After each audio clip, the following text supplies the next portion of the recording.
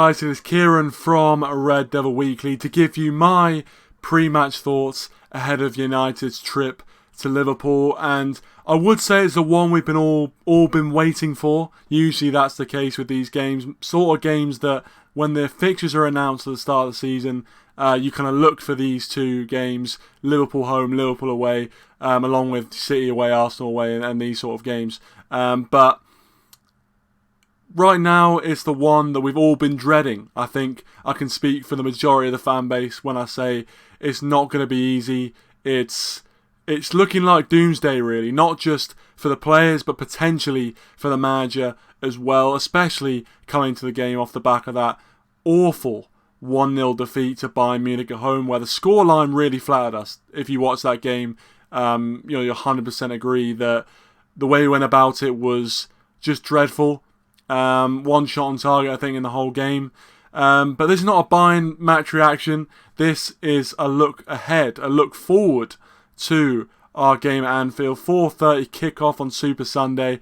We know how it went last time. I don't want to speak too much about that. Before we get into it, please do leave your thoughts in the comment section down below as well. Really enjoy interacting with you guys in the comments, so please do let me know your score predictions and any thoughts at all. Get it down in the comment section. And also, if you do enjoy the video, feel free to hit that like button. And also, if you're new, subscribe to the channel. All that good stuff I tell you every week. But let's get into it. Let's talk a little bit about Liverpool. And we don't need to talk too long because I don't want to spend too much time talking about them, but we have to give them credit where credit's due. Top of the league, 16 games played, 11 wins, 4 draws and 1 defeat. That one defeat coming against Spurs with that very controversial offside decision given against Liverpool. I mean, a goal that should have stood didn't stand, and ultimately came away with a 2-1 defeat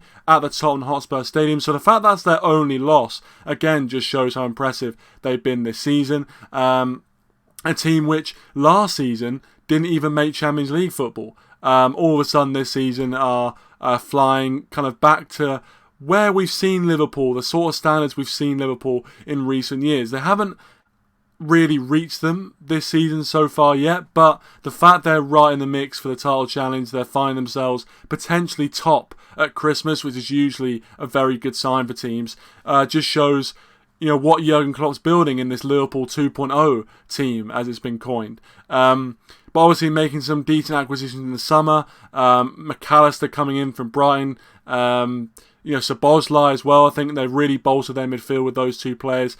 Two players who really stood out in their respective leagues. McAllister in particular, obviously we've seen him a lot in the Premier League for Brighton. Scored a 98th minute penalty against us as well last season to win the game 1-0. That's how I kind of remember him. So yeah, two players that are really bolstered their midfield options, especially after losing Henderson and Fabinho to Saudi League clubs. But yeah, they're a team which, obviously very strong going forward, a team that is relentless when putting you under pressure, putting you in the press, and counter-attack. They are arguably the best team in the league when it comes to that. And obviously, when you've got a finisher like Mo Salah in your side, who again will be going for the golden boot, and if Haaland wasn't here, I think he probably would have had it. It's a team to be reckoned with. We can't get away from that fact. We lost 7-0 to them last year, pretty well for the same reason as we might lose 7-0 to them this year, which is they are so relentless, and when they get it going, when they're clinical, it's over, especially at Anfield with that atmosphere. And of course, the new Anfield Road stand is being partially open. I think it's not fully open yet, but I think it's being partially open. 8,000 new fans are going to be there, so around 50,000 capacity Anfield. What good timing! So yeah, it's going to be rocking, it's going to be electric, and they're going to want to mark the occasion with a thumping win. So yeah, Liverpool, we know their threats going forward, of course. Defensively, they can be a little bit shaky, even though Van Dijk is still performing at a very high level. Defensively, they have been teams have been able to get at them this season and cause them problems. So hopefully on the counter-attack, which I think is how we're going to look at playing Liverpool, as we usually do when we go to Anfield, hopefully we can see that we exploit their high line on the counter-attack with the likes of Rashford and Garnacho and Højlund in behind. But yeah, Liverpool, very, very good side, top of the league for a reason. The table doesn't lie, and it's going to be a mammoth test, no doubt about that. But you know what? You didn't need to watch this video for me to tell you that. But let's get into Man United. Let's go with my predicted 11, and this is what I've gone with. We've got a lot of injuries. Obviously, Fernandes, the captain, suspended. Maguire, who probably would have been the captain, is injured and probably won't see. We won't see him back on the pitch on the new year. So I've gone with a team which is kind of half a predicted team, half a team that I want to see, and you'll see why in a minute. So I've gone with Onana in goal, Wan-Bissaka, Varane, Evans and Shaw. I have gone with a back four, and I think, to be honest with you, with our defensive options as they are, that's probably the best we can get out of it. I know some people might be saying Dalot has to be playing instead of Wan-Bissaka, but realistically, for me, Dalot has not been good, not only this past month, but this season, really. I think he had that highlight of scoring the winner against Sheffield United, and fair play, it was a great finish. But I think overall, especially at Anfield, you need players that are strong defensively, and I think Wan-Bissaka just takes a cake on that one. Obviously, Shaw as well is a bit of a gamble. Obviously came off against Bayern Munich on Tuesday night with an injury at half-time, so who knows whether he's going to be fit. There was some positive news in Ten Hag's press conference regarding Shaw's injury and whether he's going to be back for this game. He did say that he's hopeful that he'll be back, so I have included him in this team. And then I've gone with Varane and Evans at the back. Obviously, Maguire is injured and probably won't see the... I keep saying won't see the new year as if he's going to pass away or something. I don't mean that at all. I mean, he is not going to be available till after the new year. And obviously Martinez is injured. I think Lindelof might be injured as well. So Varane and Evans is pretty well our only centre-back partnership. And fingers crossed, I guess. That's all I can say. Fingers crossed. Then I think we will go with McTominay and Amrabat in the holding midfield roles with Mainu as well. Now, some people suggested we should go with 3 holding midfielders, and maybe with the way we're playing defensively and the way Liverpool are playing, that might be our best hope. Just part the 2 double-deckers. But I think with the injuries we've got to our midfield and the suspensions, obviously no Fernandes, no Casemiro, no Eriksen, no Mount, of course, this is really the best we can hope for. And I think with someone like Kobbie Mainoo, this is one that might be a bit contentious because he's still very young, but what we've seen from him at 18 years old, I think he deserves his chance. I think he deserves his big moment at Anfield in front of the lights. He deserves his big moment to see what he can do. And I think it's really important that you do test these young players in the biggest games, on the biggest stages. So I want to see Mainu in there. I think McTominay would probably play the furthest forward out of the 3. He's the biggest goal threat and probably been our biggest goal threat in the last month. So I'm going to go with McTominay, Amrabat and Mainu. And then I've gone with Rashford, Garnacho and Højlund. I think those 3 will kind of just muddle around the front.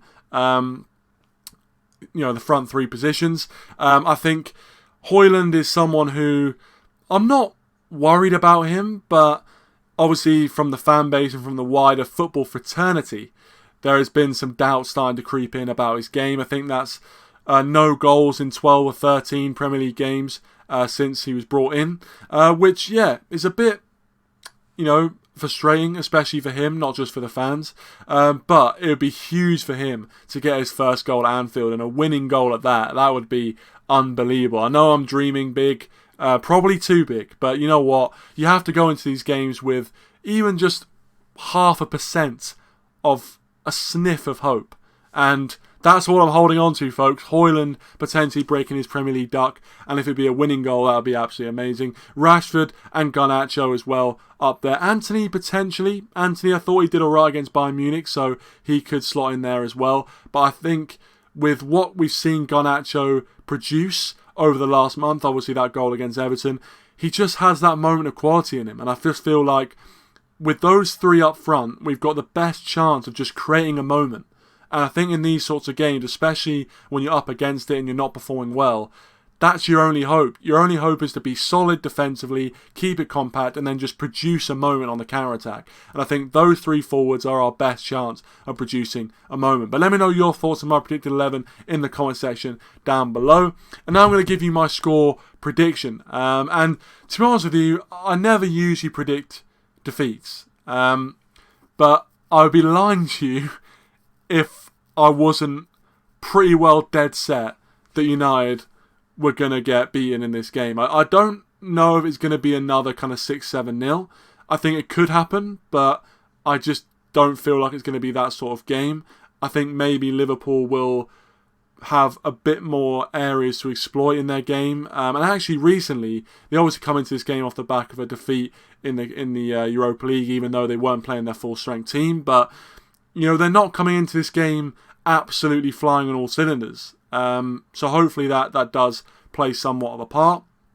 But as we know, form goes out the window in these types of games, and they'll be well up for it, especially with what happened last year and the new stand kind of being temporarily unveiled. It's a big day for them. It's a big day for them.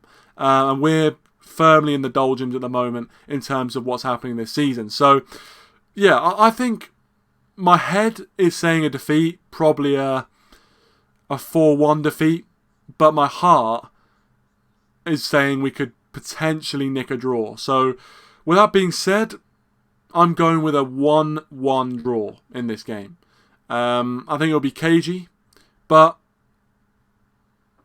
I'm gonna rule with my heart. I'm gonna say a 1-1 draw because I can't bring myself to predict a loss. But my head is screaming at me right now, saying, "You're an idiot, pal. You're an idiot." And I probably am, but I'm going with a 1-1 draw. Hopefully we get the win. We scored 1 goal there in 8 years. That should really tell you all you need to know in terms of how United fans are feeling going into this one. But anyway, let me know your thoughts in the comment section down below. Thank you so much, guys, for watching. Really appreciate all the support on these videos. And until next time, thank you for watching, and I'll see you all in a bit. Cheers.